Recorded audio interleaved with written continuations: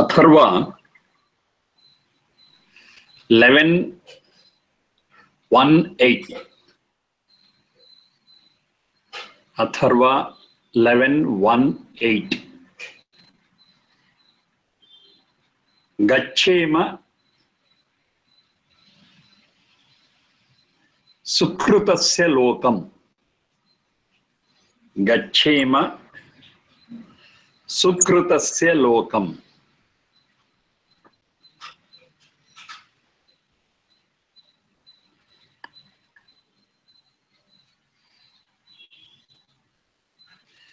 Now some sentences like this. For one who is not well versed with Vedic thoughts, yes, they mislead and they get misled. Sukrutasya lokam, they immediately understand it as Swarga, heaven, where Indra is the leader of the place. And it's all fun and frolic there. That's how they understand it. But the meaning is not that. Because no such place is seen by anyone. It's only on paper and it is only a fiction and it's a piece of beautiful imagination.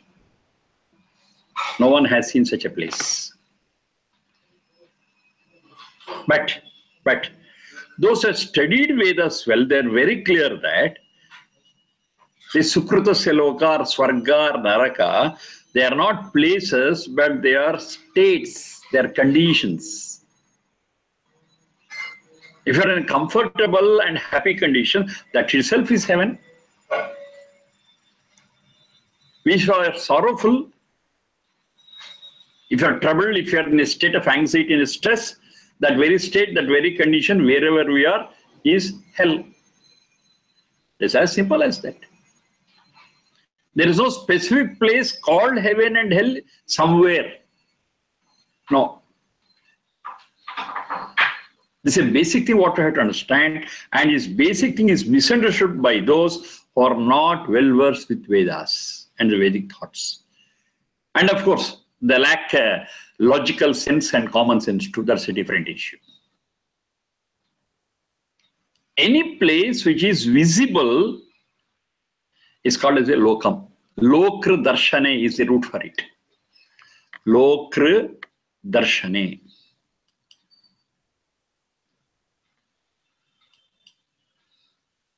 Lokra darshane. That is visible, which we can experience in reality. That is called as loka. No one has seen the Puranic hell or heaven? No. It's only in our imagination, not seen by anyone. No one who has gone there has sent an SMS or a message for us saying that, yes, I am here, happy or not happy. Just an imagination, just an imagination. For some it's a beautiful imagination, for some it is a horrible imagination, that's all. Lokra darshane is the basis, Lokra darshane. Sukrutasya lokam, a place where we are allowed to, or which is as a result of our sukruta, good deeds.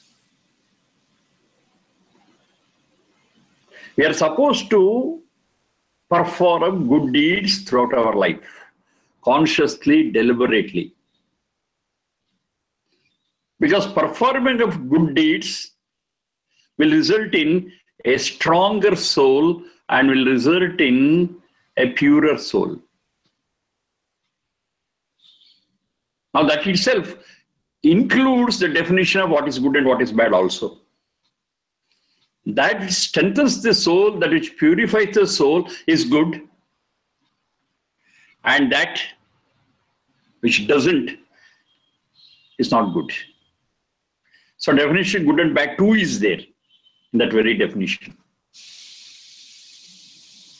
So we want an opportunity, we want an environment, we want a place, really not in our imagination, not as a fiction, not on paper, We want a real world where we can perform good deeds.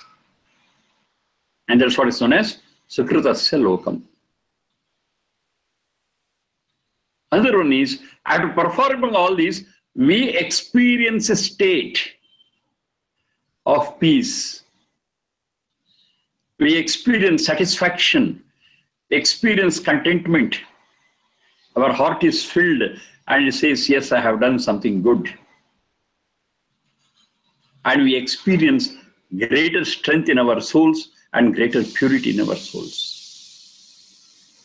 And that is Sukritasya Lokam. That condition, that state, experiencing of that is what is called as Sukritasya Lokam. It's not imagination.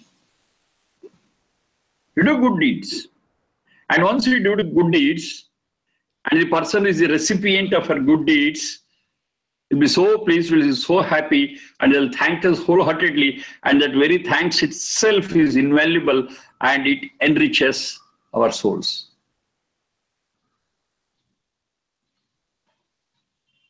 And of course, it can happen only because of our compassion. And compassion is the very nature of human beings. No animal other than human beings can feel that compassion, can experience that compassion, can work on that compassion. They just see. That's why they are called as Pashu. Pashyati iti Pashuhu. Pashyati iti Pashu. It looks on. Just something is happening, just looks on. No feelings, nothings. Maximum what may have, it by looking at that horrible scene, it may want to run away because of its fear. Fear works. Of course, fear is one of the instincts of animals. But for that, it never feels how the other animal is feeling. Feeling how the other animal feels is what is called as compassion, and that compassion is missing in all animals, but for human beings. It's a primary feature, a fundamental feature of human beings. They are not compassionate, they are human beings only by form and not by nature. And only those who are compassionate cannot see their fellow beings, fellow creatures suffering. They cannot bear it. So they do their best to see that the fellow creatures, the fellow beings are also relieved of their pain and stress. And that's what we call it as Paropakaram. Good deeds. Sukritam. That's what we call it as Sukritam. Sukritam is not inflicting pain. Sukritam is relieving the pain of others, putting our safety into risk if it comes to. And it can happen only in a person which is full of compassion. The result for it also is excellent. Whether we expect it or not, whether we want it or not, the result is total contentment and satisfaction.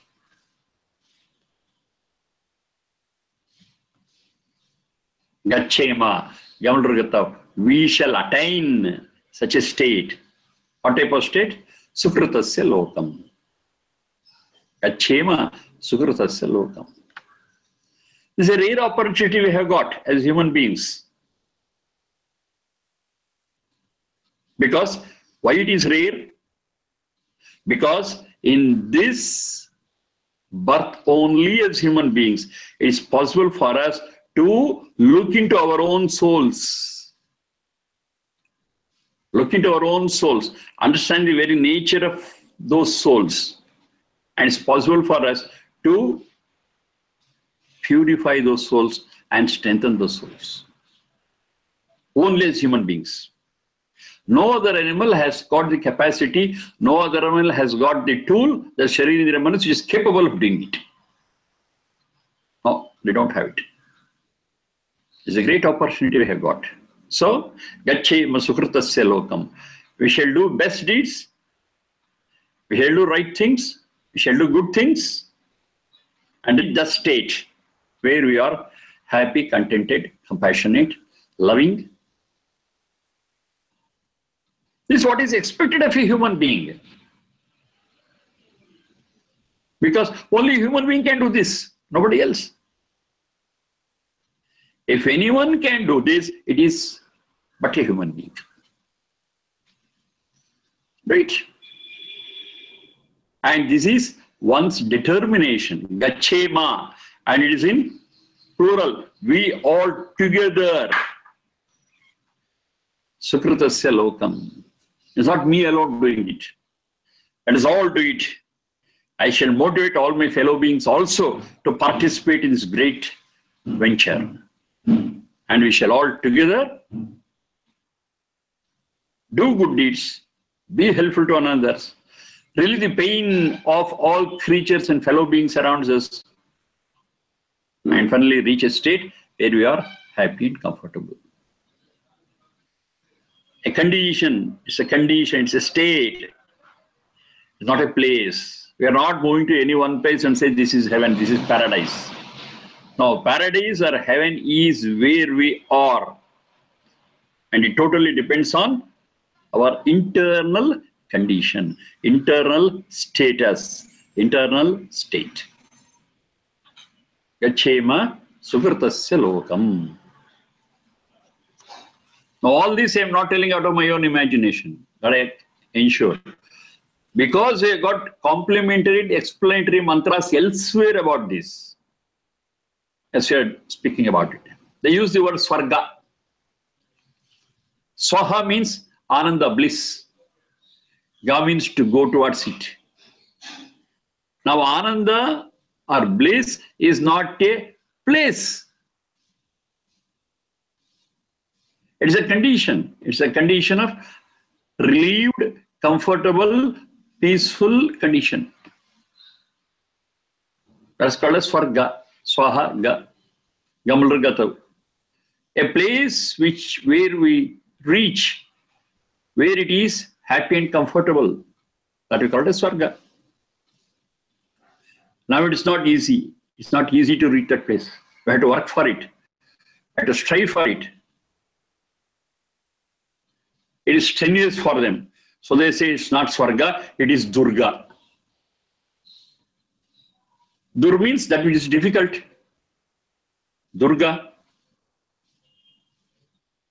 When you speak like this, when we hear the word Durga, we immediately remember a goddess with so many hands and so many implements to fight. See?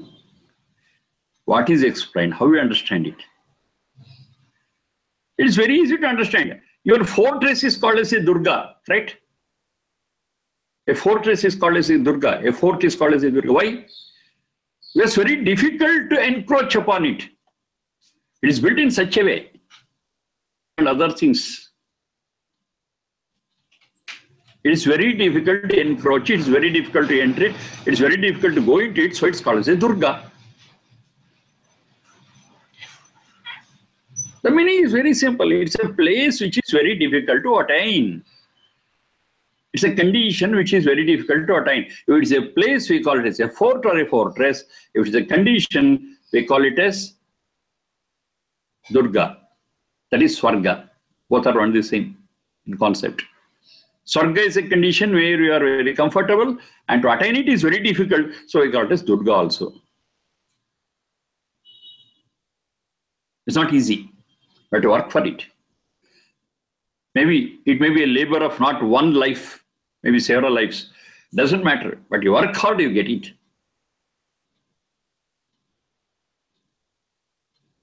And definitely it's a goddess, it's not a goddess with many hands and sitting on a lion. That's an imagination. That's Puranic. Vedas never speak of such a thing. Gachema sukritasya lokam. Atharva 11:1-8.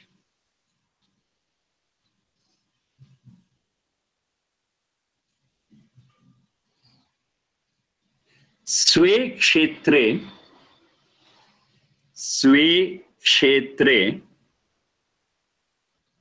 anamiva Sve kshetre anamiva vi raja. Sve kshetre anamiva vi raja. Atharva 11:1. 11:1, 22. 11:1, 22.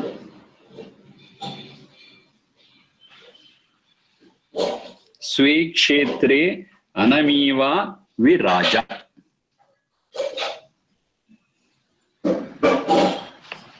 Amaroge is a root. Amaroge.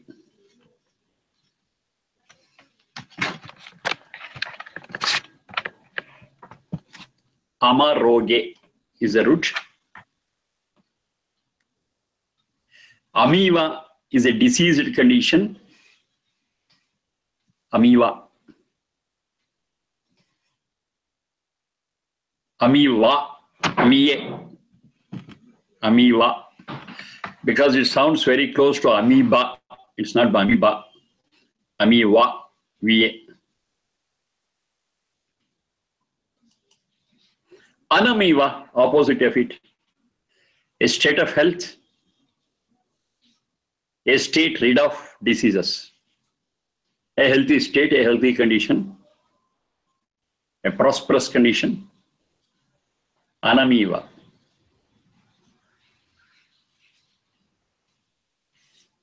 A comfortable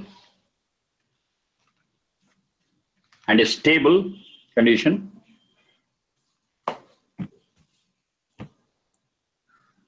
So in such a condition, we Raja shine. Shine well. We is well, Raja is shine. We Raja shine. Rajra Deeptav, that's the root. You must have observed by this time. Whenever I'm trying to explain one or the other piece of the Veda mantra or the word of it,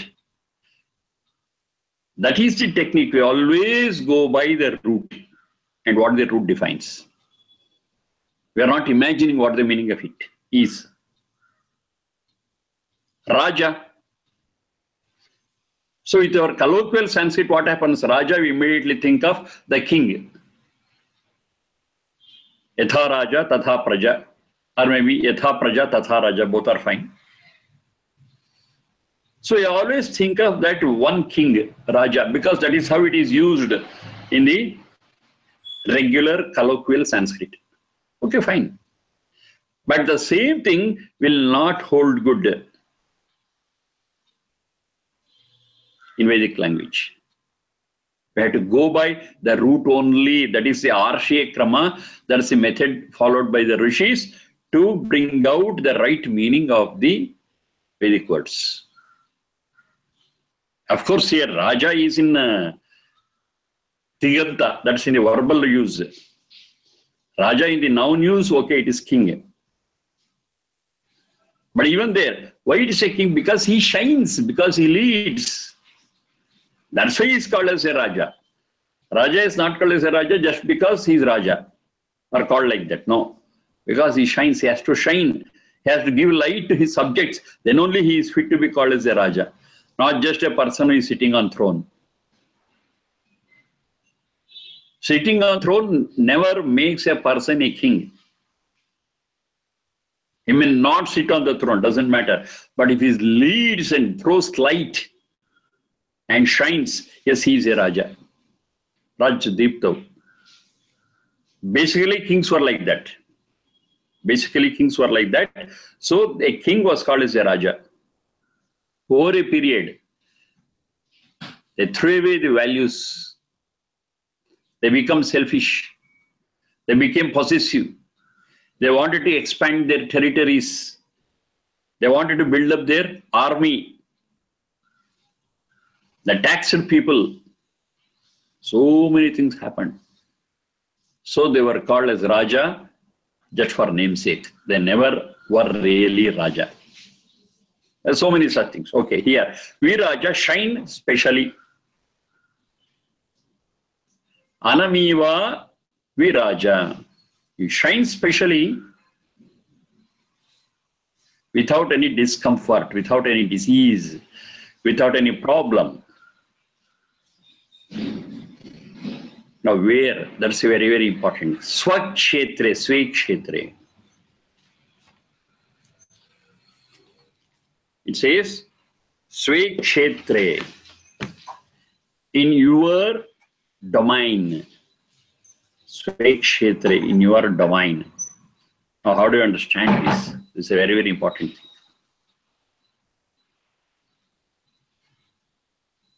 The very concept of education starts from this.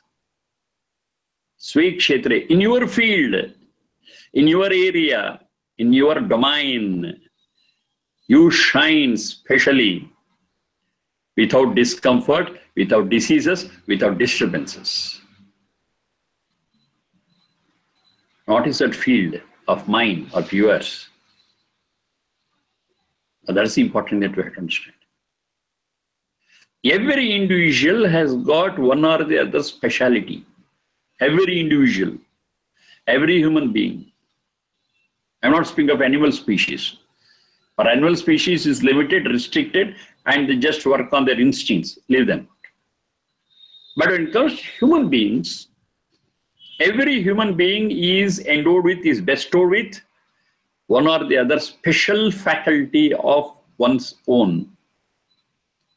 How to understand it? I have the words for them. We understand them as their attitude. We understand them as their aptitude. We understand that as their liking. We like certain things most. We have an aptitude. We have an acumen. These are all different words what we use. We have an acumen for certain things. And it's not the same for all. And nowadays, what is happening? We are all following one uniform method of education, one uniform way of living.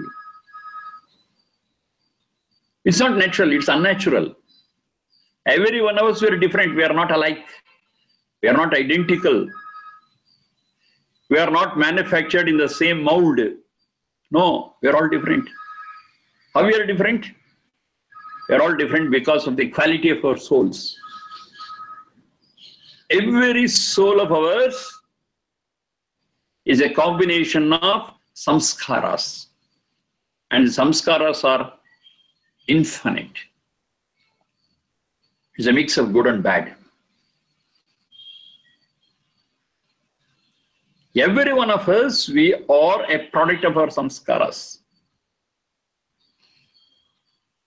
And as a result of the difference in samskaras, our attitudes, our aptitudes, our acumen, our liking, our habits, our way of looking at the world, our perspectives, they all differ. We are not identical. No two persons are identical. Why mentally? Even physically also we are not alike most of the time. Identical twins are very, very rare. And even among those identical twins, their attitudes, their mentalities, their aptitudes, they are different. Why two identical twins? Even among Siamese twins too, they think not alike. You know Siamese twins who share a common body, who share some common organs. They're called Siamese twins. They have to be all the while together because their bodies are attached. Even among such Siamese twins, they have got two brains and the two brains think differently. See, that's the peculiarity of it. No two individuals are alike. We may have certain common features, that's a different issue. I speak of no two persons are identical, same. No. The way one person thinks, the way one likes things is totally different from another person. Even if they're brothers and sisters, even if they belong to the same family. That's nature. There's a variety of what we find in nature. Now this Veda mantra says, so don't follow anyone else. Just because it gives you fame, just because it gives you money, just because somebody said it is fine. Or because somebody is really fine because of that. That may be your cup of tea, or that may not be your cup of tea. Think, analyze, find out what actually is your attitude, what actually is your aptitude, what actually really makes you happy. Find it out. And after finding out, hold on to it. Hold on to it. Identify it and hold on to it. And what is it called as? A technical term for it is dharana. Dharana. So whatever is held on to has to be your own. Has to be your own. And every moment of yours with that, you have to enjoy it, you have to be happy, you have to be comfortable, and you have to progress. That is dharana. Where comes this word dharana? Ashtanga Yoga, Patanjali. Yama, Niyama, Asana, Pranayama, Pratyahara, Dharana. That dharana and this dharana are one and the same. To hold on to something which is our own, which is in accordance with our liking, in accordance with our aptitude, our capacity, our acumen, whatever you call it.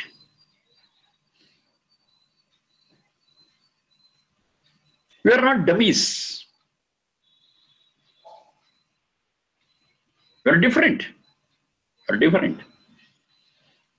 So because of that difference, the way we think, the way we like, the way we do things, it definitely will have to vary from one another.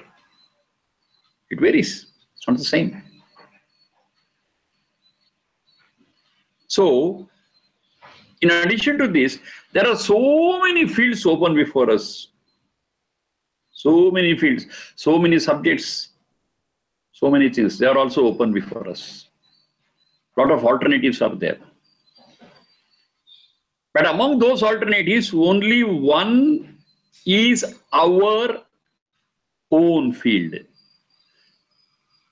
of study, our own style of living, our own bundle of liking and disliking,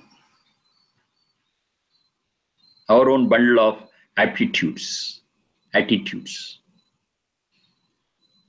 So as human beings, it is our primary endeavor to identify that area, that subject. And that is called as Swakshetre. That is our area. If we fail to identify that field, that area which suits our attitude, we may do so many things. We may earn name, we may earn fame, we may get this and that, everything, but ultimately we will not be satisfied, we will not be contented internally. We always feel, yes, I have missed something, I have missed something, I have missed something. That feeling of I have missed something is because we have not chosen the right field of ours. Swakshetre, we have missed that. But one has chosen that Swakshetre, you stick on to it, and that person is always happy, is always comfortable, because that is their field. Because that is the one which suits their aptitude and attitude. They stick on to it. And they are not bothered with what they get out of it. They are very much happy in involving themselves in that. Have you seen such people? Yes, many. Many we have seen. They are committed. They are dedicated to that particular field, to that subject. They never budge even inch this way or that way. They stick on to it because they like it. That's their Svekshetre.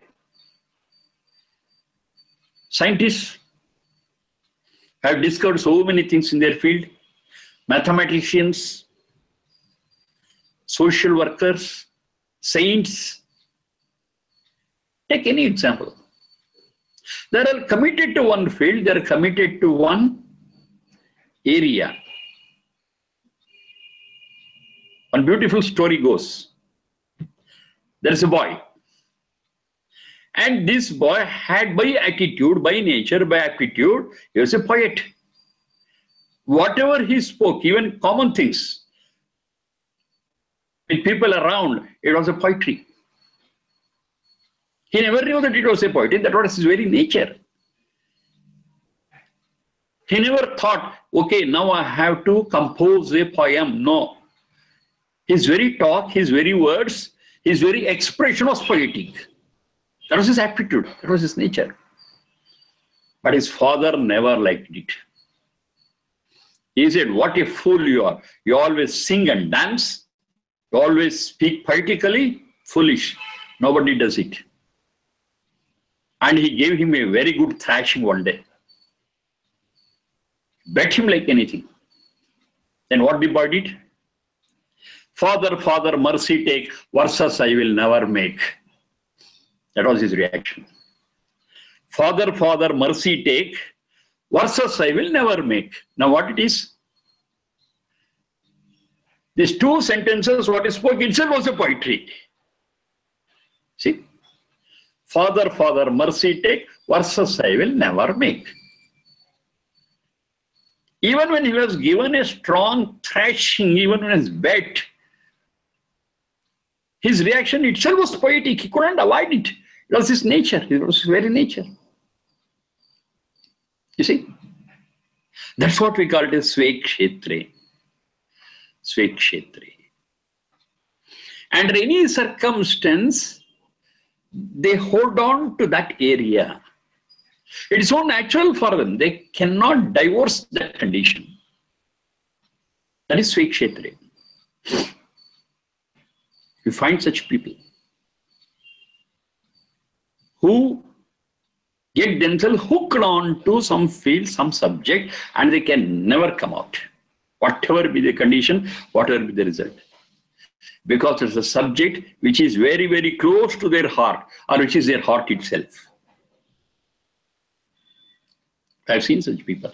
It's only those people who have really contributed something to the treasure of knowledge of the world. It's they who have contributed. They pursued it. They persisted. And in any circumstance, they never divulged from their goal, from their path. That is Svekshetre. Even today we have got such people. They work for that. Others we feel that why they are mad at that. Yes, they are really mad. Mad of that subject. Mad of their Svekshetre. Imagine such a condition. Now only those who are in that condition, and if that is disease-free, problem-free, anamiva, yes, they shine like anything. Viraja. The whole sentence now fits in. A whole sentence now reveals itself that we shall be really happy and comfortable provided we choose rightly, we select rightly our area, our subject.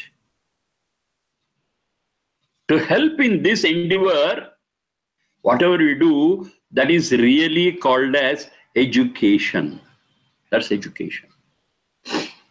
Education is not imparting information from outside. No.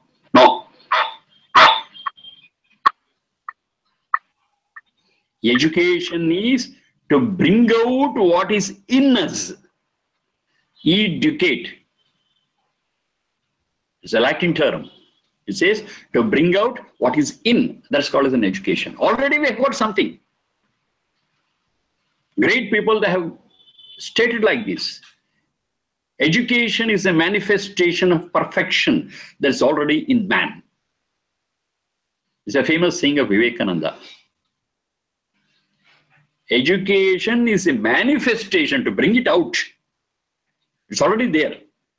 It's not something new. It's not something to be given externally. Education is a manifestation of perfection. It's not just something. It is perfection. It's already there. But perfection in their field, not in a field which we like. Everyone has got their own acumen. They have got their own talent. They have got their own capacity. And it's perfect. That perfection is manifested. Education is a manifestation of perfection that is already in man. Underline it, already in man. Nothing new, it's there. The only thing is we have to identify it and bring it out. So that area, that subject, that field in which this aptitude blooms, that's our Svekshetri. Against all odds, it blooms. That is very important thing. Because many a time when you start doing something, if there are hurdles and obstacles, we say, okay, this is very hard, let me stop it. Just throw our hands and leave it. No, no. Svekshetra, we don't do it. In spite of problems, in spite of troubles, in spite of obstacles, we work against it, we overcome it and continue towards our goal in our own path. That is Svekshetra. Svekshetra is not as simple as we see, just two words. But Svekshetra is such a powerful one, which really gives us the satisfaction that we have really lived a purposeful life. That's a Svekshetra. And in such a field, let us be anamiva. Anamiva is without any diseases. Diseases are those which disturb, without any disturbance. Without any disturbance, let us choose our fields and work. And the result is imminent, is ensured, is assured. What is that? Viraja, shine in a special way. The present day education, whatever you call it, anywhere in the world, most of the systems of education today do not recognize this. They always want to put something in from outside. They prescribe syllabus, they prescribe textbooks, they prescribe this and that, and they insist on the person to study it and to answer their questions, get marks, get certificates, and use those certificates for their livelihood. What about their internal talent? What about their internal capacity? Never taken care of. Svekshetri is totally forgotten in the present day system. But it's only that system of education which recognizes that Svekshetri, whatever it is. It's only that is worthy to be called as an education system. Svekshetre anamiva viraja. You see, this is the beauty of Veda and Vedic language. They use as minimum words as possible, but the concept is so deep, so powerful, and application of it is too effective, efficient. Svekshetre anamiva viraja. Over. Just 5 words. It just touches every corner of our life. It touches deeply our heart. It brings out what is there in us. That Sway itself does all the work. Svekshetre, in your own field. It's not somebody's field, or it's not a field chosen by someone for you. No. Or not even it's a field which attracts you. It's a field which is already in you, which has to bloom out. Svekshetra. Of course, a little attraction will be there, liking will be there, that's true. But that liking should not be because of something else, but because of your own internal aptitude. So attraction may have to verify whether it is something external or whether it is something internal. If it is an internal one, excellent. That's your Svaikshetre. Svaikshetre anamiva viraja. You shine. While shining, I may get money or not. While shining, I may get fame or not. While shining, somebody may recognize me or not. They're all immaterial. Then how do I shine? I shine because I'm happy, because I'm satisfied, because I'm contented, because I'm really feeling that I've achieved something. And that is Viraja in reality. It's not name, fame, certificate, honors, medals, nothing. I may or I may not get. But that internal satisfaction, what I enjoy, is real shining, Viraja. And that happens only when it is Swakshetra and it has to be without disturbance, or even if disturbance was there, when you overcome it, that is Anamaiva. There could be disturbances, there could be problems, doesn't matter. We fight it out, we ride over it, and continue our journey towards the goal. Svaikshetre anamiva viraja.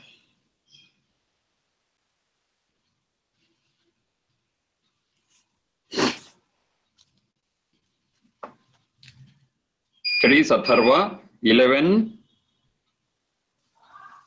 1, 22.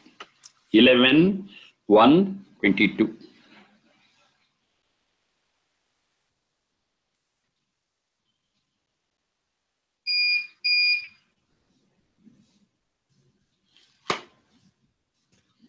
So every thought of Veda are very profound. Not only this, we have seen so many pieces of Veda mantras and Veda mantras. They are all so profound and so thoughtful, and they hold good for all people at all times, at all places. You can verify any one of them, as I told you. And that is why in the previous class we discussed about that Sanatana. Sanatana is something which is from the beginning and is also as fresh and new and holds good any time. These all such things. Every Vedic thought is like that. Every Vedic guidance is like that. Okay, thank you for the day. We have got many such things to discuss, a lot many things. It's an ocean. And it's impossible for us to travel in this ocean from one end to the another end. But anyhow, we shall keep on traveling. So travel itself is enjoyment. That travel itself and that enjoyment itself is fruit. It's not a cross over the ocean. Maybe, may not be. That doesn't matter at all. But very traveling in the ocean itself is a benefit of it. We shall get it. Okay, thank you. Namaste.